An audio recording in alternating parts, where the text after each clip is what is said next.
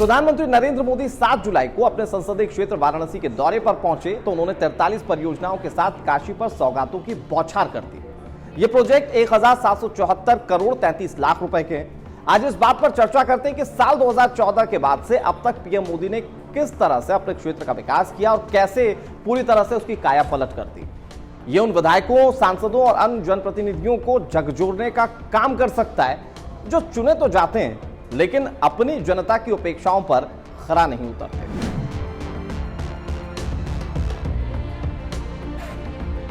साल 2014 में जब नरेंद्र मोदी ने वाराणसी से लोकसभा चुनाव लड़ने का फैसला किया था तब लोगों को इस बात को लेकर बेहद आश्चर्य हुआ था, लेकिन पीएम नरेंद्र मोदी ने सबका साथ सबका विकास करते हुए विश्व की इस महान नगरी को अपनी पुरातन सामर्थ्य के साथ नए रंग रूप में सजा दिया। वाराणसी के सांसद के तौर पर पीएम नरेंद्र मोदी ने अपने लोकसभा क्षेत्र में विकास की गंगा बहाने का काम किया है। साल 2014 से ही यह सिलसिला जारी है। तब से लेकर अब तक यहां विश्व स्तरीय बुनियादी ढांचे का विकास किया गया है। काशी के मूल मिजाज और संस्कृति को बरकरार रखते हुए एक्सप्रेस ट्रेनों से लेकर भूमिगत केबल का जाल बिछाने, अपशिष्ट उपचार संयंत्रों का निर्माण, आधुनिक यातायात नियंत्रण केंद्र, मल्टी मॉडल टर्मिनल से कंटेनर डिपो का निर्माण, सांस्कृतिक सम्मेलन केंद्र तक वाराणसी ने पिछले दिनों एक परिवर्तनकारी क्रांति देखी है।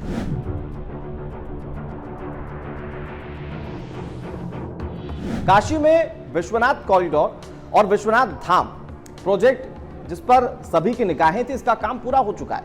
इससे काशी की प्राचीनता को भव्य रूप दिया गया है। यहां मणिकर्णिका घाट और दुर्गा कुंड काशी की शान बढ़ा रहे हैं। प्रधानमंत्री मोदी ने यहां से सांसद बनने के बाद काशी के 80 घाट से स्वच्छता अभियान की शुरुआत की थी, जिसके बाद एक बड़े आंदोलन के रूप में इसे लिया गया। कहा जाता है कि वाराणसी गलियों और घाटों का शहर है। अब घाटों को लाइट से चमका दिया गया है।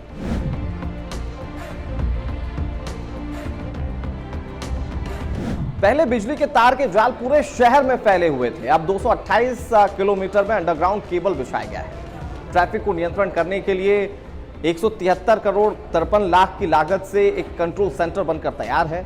वाराणसी का रेलवे स्टेशन और भी बेहतर हो चुका है।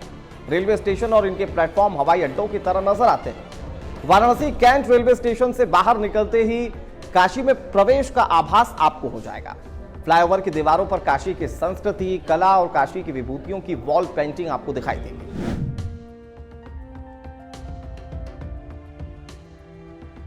यहां चमचमाती हुई सड़कें हैं और सड़कों को और बेहतर बनाया जा रहा है। सालों से अटके रिंग रोड का काम पूरा किया जा रहा है। पिछले कुछ सालों में यहां पर पर्यटकों की संख्या काफी बढ़ गई है। वाराणसी भारत आने वाले लगभग हर अंतर्राष्ट्रीय पर्यटक की प्राथमिक लिस्ट में है। पहले बनारस एयरपोर्ट ज्यादा व्यस्त नहीं रहता था। पिछले कुछ सालों में कई बार यहां फ्लाइट्स बढ़ाई गई और हवाई यात्रा करने वालों की तादाद भी इससे काफी बढ़ गई। यहां वंदे भारत एक्सप्रेस चलाई जा रही है। वाराणसी से हल्दिया तक पहले 1380 किलोमीटर लंबे जल मार्ग का काम भी तेजी से पूरा किया जा रहा है।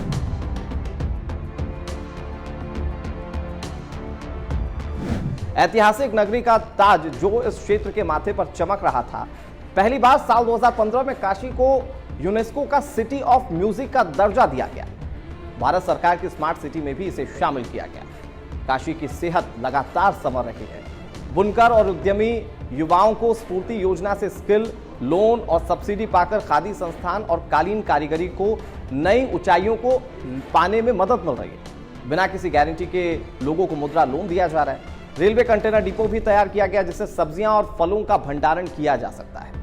आसपास के गांवों को भी बेहतर तौर पर उसका विकास किया जा रहा है।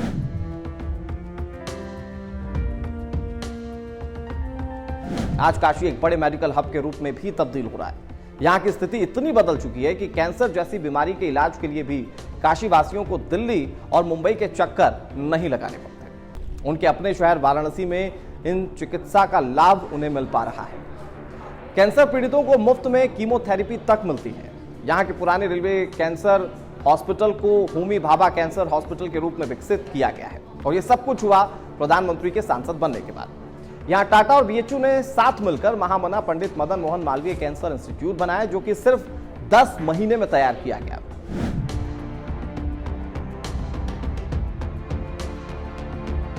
इस बार पीएम मोदी ने काशी में जिस नाइट मार्केट का तोहफा दिया है बाजार लहतारा और चौकाघाट फ्लाईओवर के नीचे तकरीबन 2 किलोमीटर में ये लगेगा।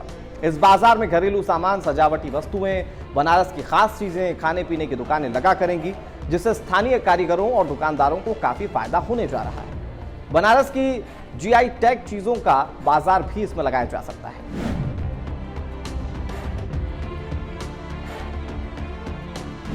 बताया भी जा रहा है कि प्रधानमंत्री मोदी प्रधानमंत्री के तौर पर अपनी अति व्यस्त दिनचर्या के बावजूद अपने लोकसभा क्षेत्र के विकास की चिंता और यहां के लोगों से जुड़े रहने का मौका निकाल ही लेते हैं। अपने क्षेत्र से यही जुड़ाव और संपर्क है कि पिछले 8 साल में वाराणसी की तस्वीर पूरी तरह से बदल चुकी है। काशी के लोगों ने जिस तरह का भरोसा पीएम मोदी पर दिखाया, पहली बार साल 2014 में और फिर उसके बाद दूसरी बार साल 2019 में, पीएम मोदी ने बतौर सांसद उस भरोसे पर खरा उतरने का पूरा प्रयास किया। इस मामले में पीएम मोदी का हमेशा से ही मानना रहा है कि चाहे आप राज्य के मुख्यमंत्री हों या फिर देश के प्रधानमंत्री, अपनी व्यस्तता और बड़ी जिम्मेदारी का हवाला देते हुए उन मतदाताओं की आकांक्षाओं और उम्मीदों के साथ आप खिलवाड़ नहीं कर सकते, जिन्होंने आपको चुनकर विधानसभा या फिर लोकसभा में अपने प्रतिनिधि के तौर पर भेजा है। तो इस वीडियो को आप लाइक कीजिए और हमारा चैनल सब्सक्राइब कीजिए अगर आपने अब तक इस चैनल को सब्सक्राइब नहीं किया है। और उस तरह के तमाम वीडियोस के लिए आप बने रहिए टाइम्स नाउ नवभारत के डिजिटल प्लेटफॉर्म पर।